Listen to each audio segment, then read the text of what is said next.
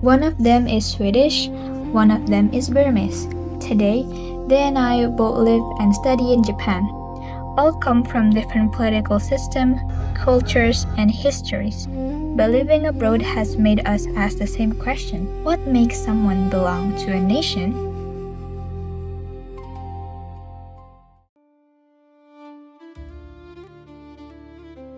When someone imagines a Swedish person, they probably imagine like the blonde, blue eyes and a lot of molds to fit into, but my mold is specifically like, a bit of this and a bit of that, like it can never be 100%, so. And yeah, like Burmese people were very friendly, like kind and polite. We as a nationality, the Myanmar, the Burmese people, we tend to stay in a group. I am more of an individual guy. Like the label I have and the nation I, was born in.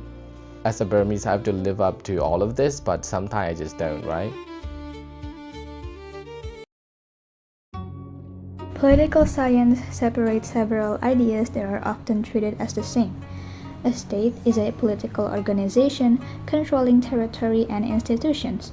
A nation is a community whose members believe they share an identity. Citizenship is a legal status. Ethnicity refers to perceived common descent and cultural connection. Culture is learned through language, beliefs, symbols, and everyday practices. These categories may overlap, but they do not always produce the same answer to the question of belonging. Our first interview comes from Sweden. We ask a simple question: what makes someone Swedish? We don't see being Swedish as being the typical blonde and blue-eyed and, pale skin person, right? Like, you can be Swedish, like, as long as you speak our language, adopt to, like, our culture in, like, some aspects. Like, you don't have to do all these, like, weird traditions. Rather than focusing only on her ancestry, she places importance on growing up in Sweden and becoming a part of Swedish society. So her view, shared culture, and everyday life matter more than ethnic background. Can someone become Swedish without being born there? Of course you can. So it's a very split opinion even in Sweden. And like, because I feel like if you grow up there, no matter your skin color, no matter like where your parents come from, where you come from, like you're gonna kind of end up acting, behaving, and also obviously speaking the same way as every other Swedish person. So I think you can confidently like go abroad or like even tell your like friends and everyone like, yeah, I am Swedish. Like I don't look like it, but I am Swedish. So I think like anyone can become Swedish, no matter nationality or anything. Like if they hold our passport, in my eyes they are Swedish.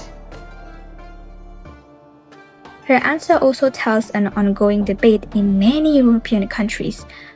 While learning the language and adapting to local culture may lead some people to be accepted as Swedish, ideas about national identity are personal. Then, not everyone shares the same definition. If Sweden shows identity as something that can be achieved through integration, Myanmar shows a different understanding.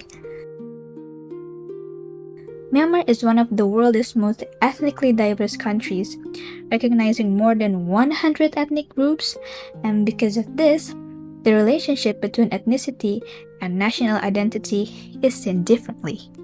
What makes someone Burmese? Burmese is like one of the major ethnic, probably like 85%, 80% maybe.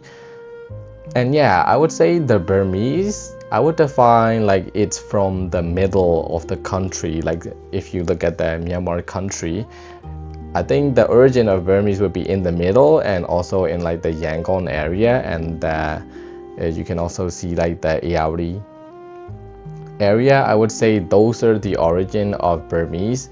And yeah, in order to be a Burmese, I think like you have to be like from those region originally. I think people these days are not like pure Burmese. Like I don't think there can be any pure Burmese because there's like a lot of different ethnicity, like over hundreds of ethnicity in a country. So even I myself is not a like pure Burmese, but if your parents are Burmese and like you take as the tradition and culture, and if you believe yourself as a Burmese and you have someone Burmese in your family, defined as a Burmese. Unlike the Swedish perspective, this answer sees Burmese mostly as an ethnic identity rather than simply belonging to the country. Although Myanmar contains many ethnic communities, Burmese usually refers to the majority Bamar ethnic group.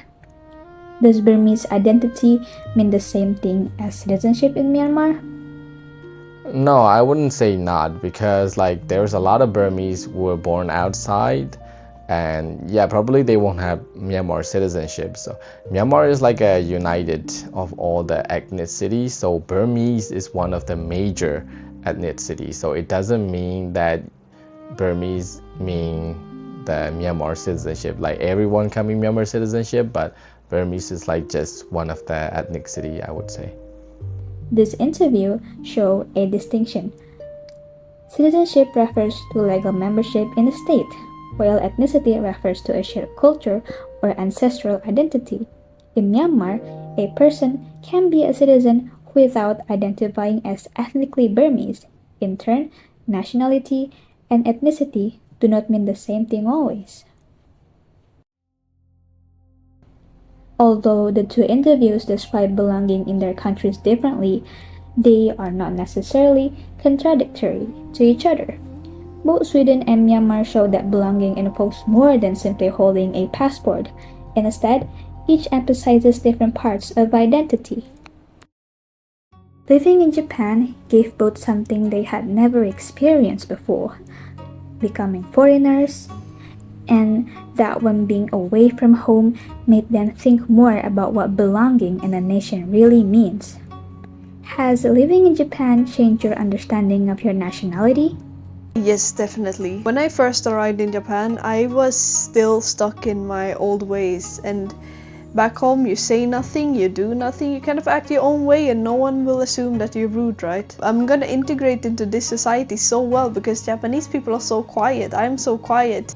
Yeah, it does make me think about it, remind me every day that I'm a Burmese, and it turns out in other people's, at my country I don't really think about it, right? Because everyone is like who I'm familiar with. So for example, I used to think like Sweden and Japan are very similar, we're very quiet people, but I did not realize that Japan had such heavy emphasis on mannerisms. For example, I work at a hotel, and it is very important, I know now, that you have to say hello to everyone, like, oh, ohayou gozaimasu, like very formal to everyone to show that like you are there, you are present, and you are like welcoming yourself like into their space, or like being very respectful, right? So it's kind of weird that I have to fit into these like Myanmar organization or something like that, because I am not used to group and stuff. I just want to live myself alone, and like I'm not very good at this group work and like organization thing. But like sometimes like I just need something and I can't find it anywhere, and I like must go to a Myanmar organization to get that stuff. What makes someone belong to a country? If they have citizenship, I would say how well they kind of fit into the culture of the country. So like even if you're like born outside, I feel like if you live in the country and you're kind of adapted to the values of that country, I would say you are like a part of that country. I see. If they feel like the people around them sort of like care about them, or like they're part of the community, that could help foster a sense of belonging in a certain country. Yeah, if they feel like this group of people that belongs to this certain country also welcomes them. If you identify yourself to a certain country, then probably you qualify. But however, there's going to be arguments whether or not you're born in that country in the first place too, right? We began this documentary with a simple question: what makes someone belong to a nation? And there was a single answer expected, but instead we found many. For in Sweden, belonging was often connected to language, participation, and a shared everyday life. However, in Myanmar, belonging was more closely connected to ethnicity, ancestry, and cultural heritage. Though neither perspective was completely right or completely wrong, they reflected different histories, different societies, and different understandings of what a nation means. But both interviews revealed something that they both share, that living abroad made national identity more visible than it had ever been at home. Being surrounded by another culture encouraged both interviewees to reconsider what they had once taken for granted. Political science teaches us that states, nations, citizenship, ethnicity, and all cultures are related. Every society does not identify belonging in the same way, and understanding how many different definitions there are is a good step towards understanding each other.